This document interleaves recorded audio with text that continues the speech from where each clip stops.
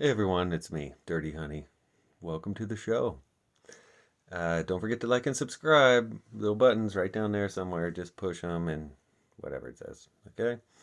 And so today we're going to talk about time travel, I guess, or time and sound fields versus timelines and sound waves and stuff, and also time waves. So time travel maybe actually is happening. So we're currently traveling through time. My question is, can that be altered in any way? So kind of to put it into perspective, or what I've been really kind of just enjoying thinking about lately, in my meditations a lot, I'll come to this idea that where I'm going to talk about, and it's just super enjoyable to think about. And so, right now, I'm currently entertaining the thought of the beyond the universe being the everything. I'll call it the everything cube. I did a video that I'm going to title as the everything cube. I don't think that's the title now, but it will be soon. And basically, the everything cube is everything in the universe, which is everything that's happened or is happening, and then everything outside of the universe, which is basically the future. It hasn't happened yet, but we're expanding into that, whatever that is. And so it will fit in my brain. I picture it as a big cube, and we're like in our universe, this little cavity in the cube that's expanding as the universe expands. And so, as in that cavity, as the universe expands, it's basically a chain reaction called time, and time is expanding into the cube, the everything cube, and turning the future into the present in this chain reaction or this explosion within the time, the everything cube. So, um, what I've been thinking about lately, or trying to kind of where I am with the whole thought is that there's fields of everything. And maybe this is already a thing. I don't know. I don't do much research. But I'm in my brain, I've kind of logically, I feel like it's logical that there's fields for, say, like, let's say, of time. So within that or sound, within that everything cube, and then in the cavity that we call our universe, there's, I'm going to draw it. That's what this is for. So let's say this is the everything cube, right? And that's just everything, future, about to happen. And then somewhere in there is our universe, which is the chain reaction of time eating into the everything and turning the future into the present, which the true present, is actually just the outside edge of this. Is like a slice of the everything cube, and this is a portion of our universe, or the cavity within the everything cube that we know as the universe. We're somewhere like right there in the middle of this little dot that you can't see on camera. um, and so the time field, and I'm going to make this a little bigger. In the big everything cube, our universe is only like a little dot, but just so we can see it better, I'm going to make it bigger. We're going to zoom in on our universe so it's easier to explain. So this outside edge would be true present time, where the chain reaction of time started and it started eating into the cube, the everything cube.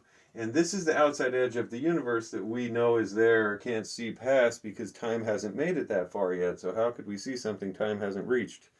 Our It travels faster than light, I think, and stays right in front of light. Light couldn't travel any faster than time, or light runs right into time's edge, which I don't know how that works.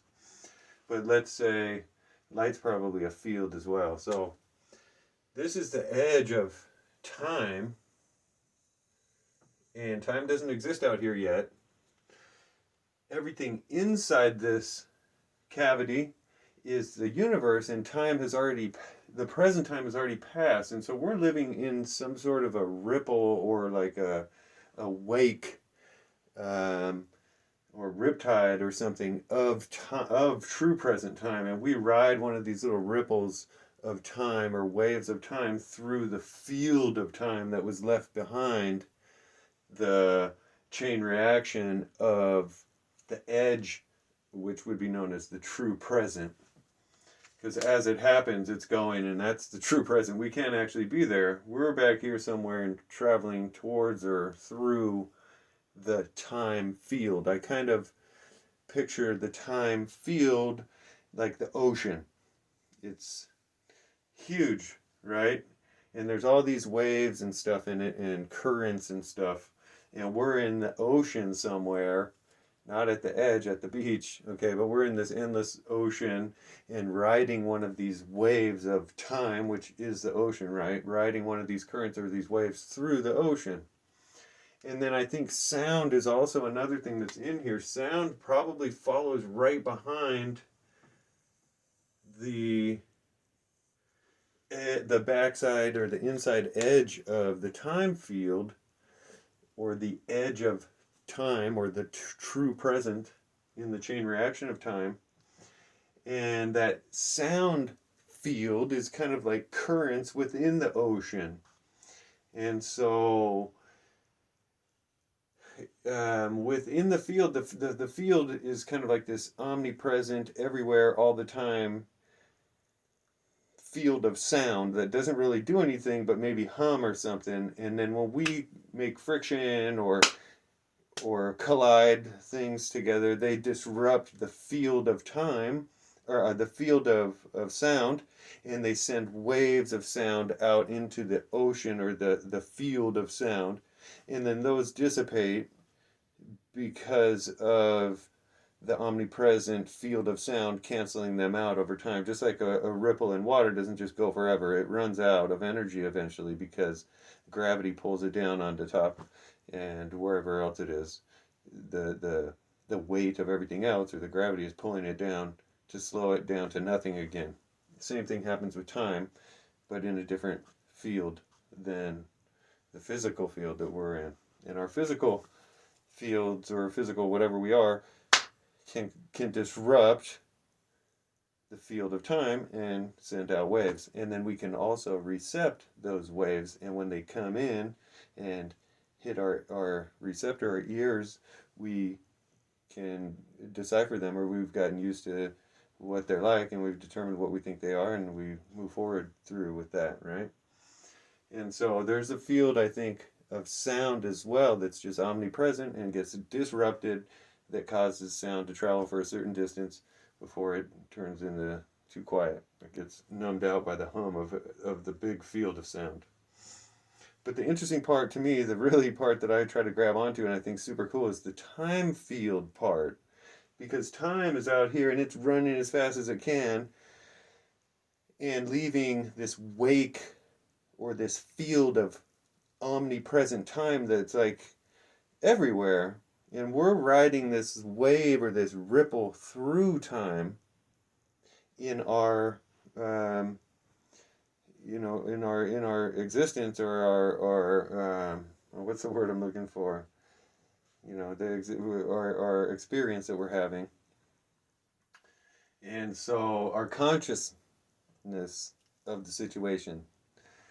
But so what I kind of stumbled on, or what I really entertained myself with thinking about, is if we have different locations on that ripple of time, we have to all be pretty close to be able to even know we exist. But is there this variance in time wave riding or location on the wave of time that gives certain people an edge over other people, like Einstein and Michael Jordan and freaking anybody who's badass over time or throughout history. Maybe all those people just rode a more advantageous location on the wave of time or on a different wave of time that gave them an unrecognizable, even to themselves, advantage to do things easily that other people might find difficult because we're like back in time a little bit or something, almost like they can kind of have this foresight, see the future, natural given thing because they ride this different location on the wave of time that just makes life easy, man. And I can do all these things that I can do, and my body produces different abilities better because I'm riding the time a little better, and everything works out just better on that in that different portion of time's wave. And so that would be like uncontrolled. You got lucky and landed on that particular portion of the wave of time, right? But it would be cool if you could locate that in yourself and or the energy or whatever kind of I kind of picture it like holding on to something too tight. It kind of feels like humanity holds on to time too tightly, and that's why everything's all whatever it is. And if maybe we could just let go, or even maybe if it's the other way around, you got to hold on tighter so you can get ahead in time. But it would be cool to, or it's fun for me to think about, and when I'm in meditation, try to locate the place where time happens in my consciousness and my experience in life is when I'm in meditation. It's much easier because I don't have the distractions of focus being prioritized towards my vision. And so it's super fun to try and locate that, and it would be awesome, and maybe people know how to do this shit, but being able to access how you ride the wave of time within the field of time might be something that you can control or have. Even it wouldn't be something humongous, otherwise you might disappear. It might be a dangerous thing. I kind of think that it's possible that we've devolved over time into something that's a little less dangerous to ourselves because of all the powers we might have had at one point, where evolution may have just gotten rid of a bunch of people who were too powerful and just made themselves disappear into the future or some shit. And those people didn't make it because their whole kind or whatever vanished into thin air, into the future or some other dimension because their conscious was too in touch with what was really going on. They were just, I'm out of here. Mario piped out. So I think that's it. I have some notes here. Let me make sure I didn't skip anything. Time waves, riptides, ripple universe, and ride the waves. Oh, another thing too would be like, so we're not necessarily in control of the time wave thing, but what if you could make a weapon or something, or a thing? It would probably be used as a weapon. I kind of imagined it in the form of a weapon where time could be, a ripple in time could be sent throughout our, where we are, and it could just totally throw a bunch of people right off of the map. Like, we're going to send this ripple through time. Only the people who are riding the right location in the time waves, head is going to stay above water, in that little picture of it, above time. And everyone else is just going to get sucked down to the next level of time behind us and get further pushed down into the dirt of time or something like that, where everything moves all in slow motion and shit. Who knows? I don't know, but I have a really fun time playing with that idea in my head in meditation, and so maybe you guys will enjoy that too. But I think that's it. Other than that, we should just be nice, and your travel through the wave of time will be a little less not as nice. You know what I'm saying? Being nice to other people always comes back, and you know, the circle of niceness is a good thing. Look, just like that one, it's a little better circle, and the nice circle is nicer than that.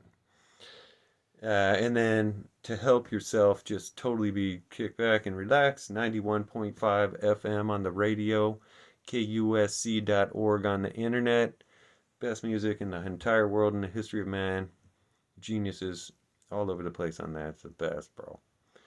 So, boom, like, subscribe, tell a friend, do all that stuff. And we'll see you next time. Bye.